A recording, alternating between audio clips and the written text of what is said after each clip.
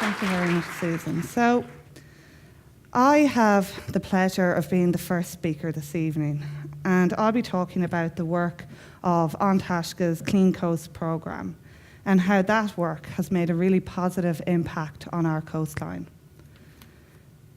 With every drop of water that we drink and with every breath of air that we take, we are connected to our oceans. The services that are provided to us from our oceans are absolutely immense.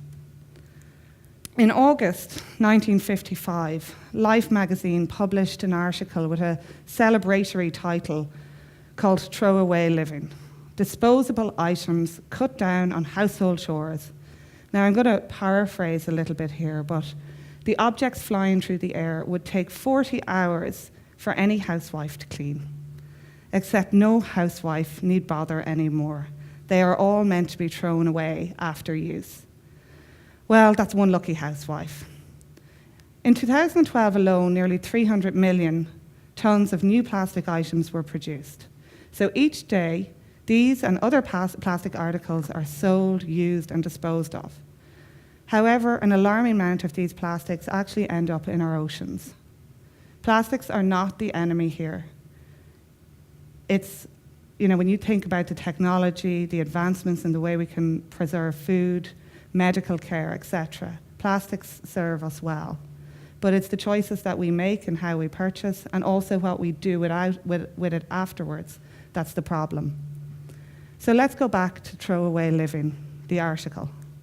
The truth, of course, is that there is no such thing as a way where you can just throw something. It all ends up somewhere. And as I mentioned, a lot of that is ending up in our oceans. A recent paper published in Science estimates that somewhere in the region of 5 to 14 million tonnes of plastics enter our oceans every year. I think that this gentleman is familiar to a lot of us here. Taisces are a national treasure, in my opinion. And there are times when there is nothing quite like enjoying a Taisce Sambo. But I want to share with you this find. I don't know if anybody remembers when Taisces were 26p, but this packet was found during Coca-Cola Clean Coast Week this year. The best before date is 2001. And this was found on a beach in Cork called Ballynamona by one of our Clean Coast groups, Ballynamona Clean Coast. I was surprised at how intact the packaging still was, and it demonstrates just how persistent packaging and plastics can be in the marine environment. This plastic packet likely remained on the seabed and was disturbed during storms, where it resurfaced once again, only to be removed by one of our Clean Coast groups. So Clean Coast is a programme that's about engaging communities in the protection of our beaches, seas and marine life. And a suite of initiatives have been developed over the years to sustain the growth in the programme. We organise thousands of coastal cleanups, mobilising thousands of volunteers, and carry out hundreds of marine litter surveys, making a real and tangible difference to the coastline of Ireland.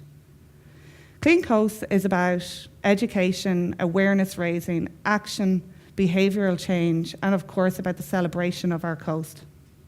Last year there were more than 800 cleanups, hundreds of 2-minute beach cleans, and we estimate that we removed about 500,000 litter items from the coast.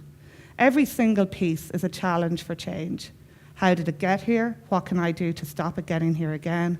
Is there something I can do in my life that would reduce the amount of litter on our beaches? The logos on that screen represent the many campaigns and initiatives that we are involved in. Thousands of volunteers are engaged in the programme, and their contribution to our oceans is really quite something.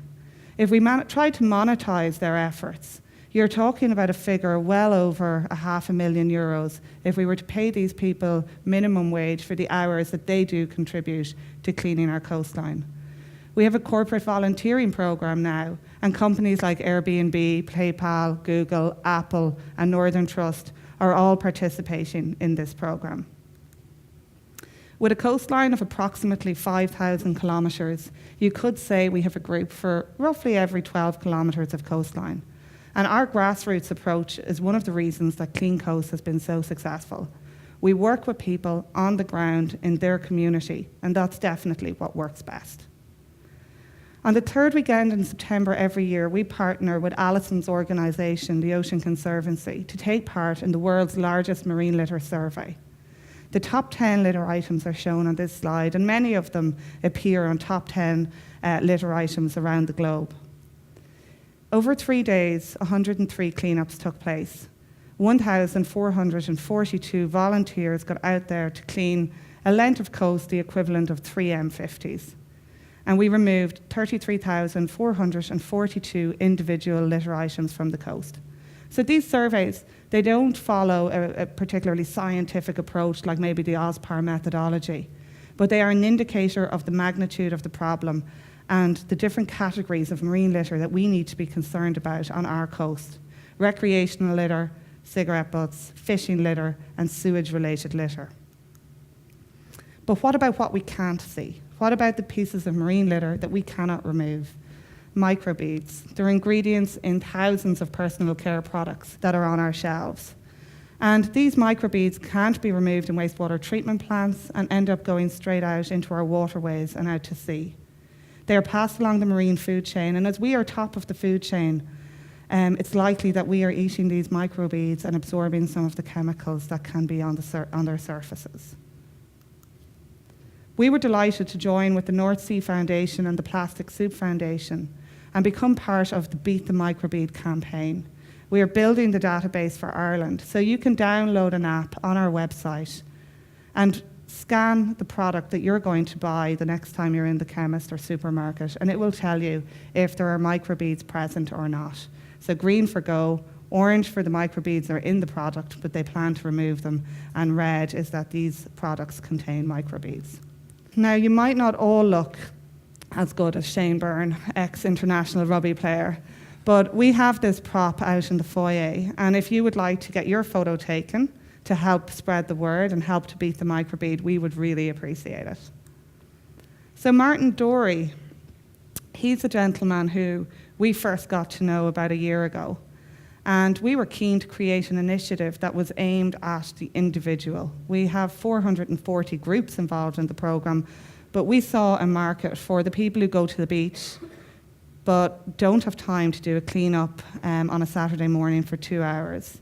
So Martin had this idea called the 2-minute beach clean, and we asked him if we could use his idea in Ireland and promote it as part of our programme. And we've been doing this since last year, and it has just been a tremendous addition to what we do. It's simple and an inspired idea. And basically, we ask beachgoers to spend 2 minutes picking up litter, take a photograph, tag it with the hashtag 2MinuteBeachClean, and share it on social media. It's a low-effort, high-impact activity and instills in people a sense of environmental responsibility. And just as our oceans connect us all, the social media channels that we use are what connect us in delivering this movement. We promoted the initiative at a recent event for J1ers at the US Ambassador's residence in the Phoenix Park. It was a great evening. And we asked all of the lucky J1ers heading to the States this summer that when they go to the beach to do their own 2-minute beach clean and spread this message across the Atlantic Ocean. We're delighted that the Department of the Environment, Community and Local Government are supporting the rollout of 2-minute beach clean stations on 20 blue flag beaches around Ireland this year. And this is going to form part of the programme of measures for our Marine Strategy Framework Directive obligations. One of my favourite Clean Coast initiatives is the Love Your Coast photography competition. It attracts huge interest from Ireland's amateur photographers. It's the competition that they want to win. I cannot wait to see this year's entries, particularly because we have a new category in the competition called Underwater, and I, for one, cannot wait to get a glimpse of the underwater world. It's a competition that has captured the eye of many of Ireland's photographers, and the winning images have featured on the front page of the Irish Times and been projected onto the Boland's Mills in the Docklands, just so everybody could see the beauty that we see. Every year, we run the Clean Coast Ocean Hero Awards, and this is about acknowledging the contribution made by so many volunteers around Ireland. This is Mrs. Brown, Margaret Brown, Ocean Hero Award winner for long-term contribution to the Clean Coast programme. Margaret represents what Clean Coast is all about: community, having fun, environmental responsibility, and dedication to making our beaches and seas better for future generations. She's a driving force behind Sandy Cove Tidy Towns. And a couple of years ago, we were doing a film shoot on Sandy Cove Beach, and Margaret was going to meet us there with RTE. And that was all well and good, but Margaret had gone to the beach at 7 o'clock to clean it before we got there, because she did not want Sandy Cove to be shown on national TV with any litter on it. So, Think Before You Flush is a campaign that we launched today with Irish Water, and it's a campaign aimed at tackling the issue of sewage-related litter that ends up on our beaches. It's a public awareness campaign, and what we're asking people is to think about it rather than flushing cotton bud sticks, baby wipes, plasters, sanitary products down the loo. Have a bin in your bathroom and use that instead. Cotton bud sticks can pass through the screens in our wastewater treatment plants and are a common marine litter item found on our beaches. During Clean Coast Big Beach Clean Weekend, we found a total of 1,191 cotton bud sticks on 103 beaches. So it really is a problem. It generally tends to be the third largest category of marine litter that we deal with. We would love it if you could visit our website and join the campaign, so pledge your support and sign up to our newsletter. Raising public awareness is incredibly important when it comes to reducing marine litter. Clean Coast initiatives like beach cleanups, Think Before You Flush, Beat the Microbead and the 2-Minute Beach Clean are excellent for public participation and for focusing the public's attention on the issues of marine litter and creating in them a sense of environmental responsibility. But all of our initiatives are underpinned by information and education, and this is what is critical to their success. And so let's go back to throwaway living. Even then, people had to clean up after the photo shoot. And I would like to say that we in Clean Coast have been overwhelmed for the past year and indeed the last 12 years, where Clean Coast volunteers have got out weekend after weekend, year after year, cleaning Ireland's beaches. And we all contribute to and are affected by the issue of marine litter. So it's crucial to be engaged, to better understand it, to prevent it and to reduce it. And cleanup activities should never be undervalued for the role that they play in preventing future marine litter. Thank you very much.